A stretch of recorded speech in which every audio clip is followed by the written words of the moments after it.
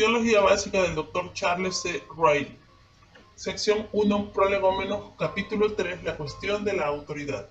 La autoridad constituye el principio fundamental en el estudio de la teología. Según cabe presumir, todos los que operan dentro del concepto general de la teología cristiana reconocerían la autoridad de Dios como la norma suprema para la verdad. Pero cómo se concibe y se expresa la autoridad de Dios varía considerablemente dentro del campo cristiano. 1. La autoridad en el liberalismo. El subjetivismo constituye la marca distintiva del liberalismo, aunque su enfoque puede variar con las diferentes personas. La palabra de Dios incluye cualquier hecho de Dios por el cual ocurre la comunicación entre Dios y el hombre. L. Harold de Wolf, The Case for Theology in Liberal Perspective, Filadelfia, Westminster, 1959, página 17. Esta comunicación llega por medio de la razón, los sentimientos o la conciencia humana. La razón. La razón siempre ha ocupado un puesto dominante en el pensamiento liberal.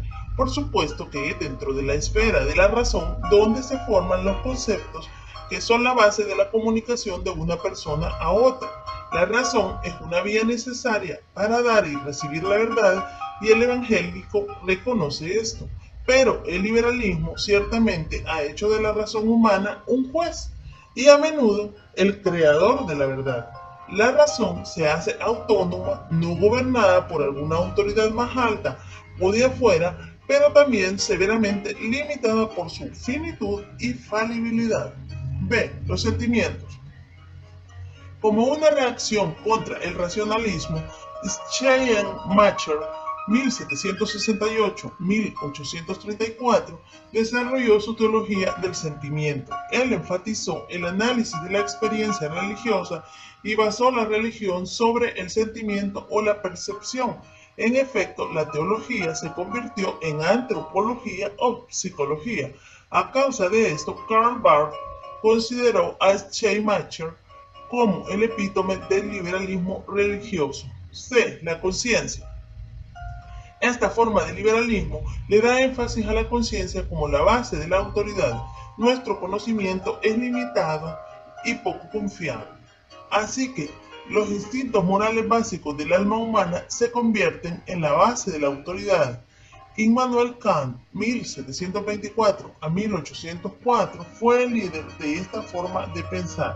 De nuevo, la teología se había convertido en antropología. En todas las formas del liberalismo, la naturaleza humana, en un aspecto u otro, es la fuente de la verdad religiosa. La Biblia, por lo tanto, se considera como producto de la razón humana que abarca los pensamientos del hombre acerca de Dios, de sí mismo y de este mundo. Ella relata el desarrollo histórico de las experiencias religiosas y creencias del hombre y no es, como creen los conservadores, el mensaje conservado por escrito de un Dios trascendente que invadió el curso de la historia. La autoridad en la neo-ortodoxia. La neo-ortodoxia algunas veces se ha clasificado con el liberalismo y otras veces con el conservadurismo. La razón para esta confusión es que por un lado rompió con el liberalismo por insistir en que Dios y no el hombre tiene que iniciar la revelación y de esa manera parecía ser conservadora, mientras que por otro lado continuaba la enseñanza de puntos de vista liberales tocante a la Biblia y así parecía ser liberal. La base de la autoridad en la neo-ortodoxia, por lo menos en la forma expresada por Karl Barth, 1886 a 1968, es la palabra, pero la palabra es primordialmente Cristo. La Biblia es testimonio de la palabra y lo hace en forma falible y la proclamación cristiana es una palabra acerca de la palabra. El Dios soberano tomó la iniciativa en revelarse a sí mismo, centrándose primordialmente en la revelación en Cristo. Los años de la vida de Cristo exhibieron el epítome de la revelación y su muerte fue el clímax de la revelación. La Biblia testifica acerca de la revelación de Dios, aunque esté interpretada por todos los cánones del liberalismo. La Biblia, por lo tanto, no tiene autoridad absoluta, sino solamente autoridad instrumental, puesto que sirve como el instrumento falible por el cual nos encontramos con Cristo. la palabra. Y es en ese encuentro de fe, en el punto de crisis en el cual Dios se comunica a sí mismo, esto constituye la verdad absoluta. Aunque la neoortodoxia busca la objetividad en la iniciativa soberana de Dios, practica el subjetivismo en la experiencia de los encuentros de la fe. Aunque la Biblia esté involucrada en esas experiencias, no se le permite ser el juez final de ellas. La neoortodoxia carece de una norma objetiva externa de autoridad. La autoridad en el conservadurismo. En el conservadurismo, la base de la autoridad es externa, está fuera del hombre y es objetiva. El catolicismo conservador.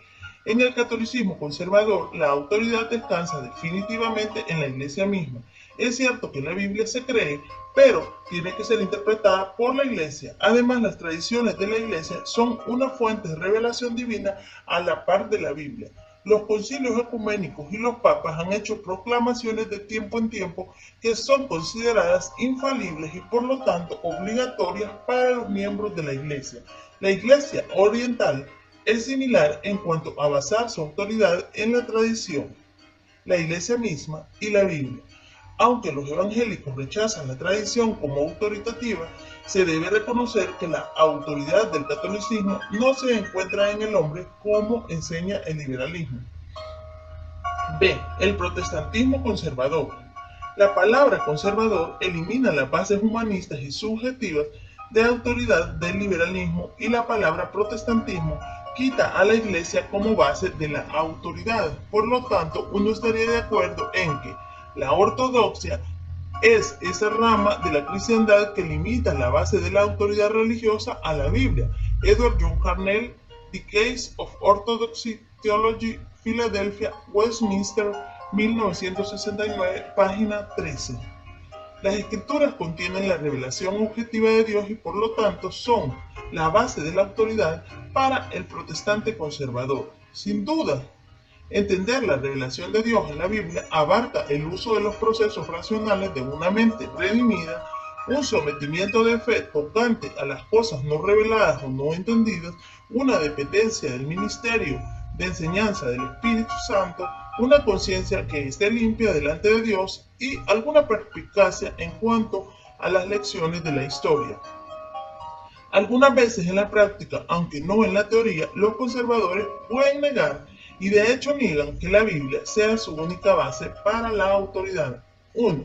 En la práctica, algunas tradiciones o denominaciones le dan a sus credos autoridad coordinada con la Biblia. Los credos pueden proveer declaraciones útiles de la verdad, pero los credos nunca pueden ser los jueces autorizados de la verdad. Las declaraciones de los credos siempre se deben considerar falibles, necesitadas de posible revisión y subordinadas a la autoridad bíblica. 2. En la práctica, algunos grupos le conceden a la tradición y a la práctica aceptada autoridad a la par con la Biblia.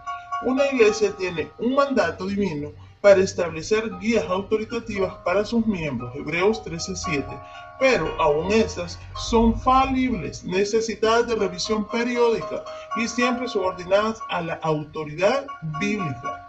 3. En la práctica, algunos conservadores hacen que la experiencia religiosa lleve en sí misma autoridad. La experiencia saludable es el fruto de la lealtad a la autoridad bíblica, pero todas las experiencias tienen que ser guiadas, gobernadas y guardadas por la Biblia. El hacer que la experiencia sea normativa y autoritativa es cometer el mismo error que comete el liberalismo al reemplazar un criterio objetivo con existencialismo subjetivo. Observe lo que indica la tabla cuando la autoridad objetiva se suplementa, se compromete o se abandona. El teísmo será debilitado o aún renunciado.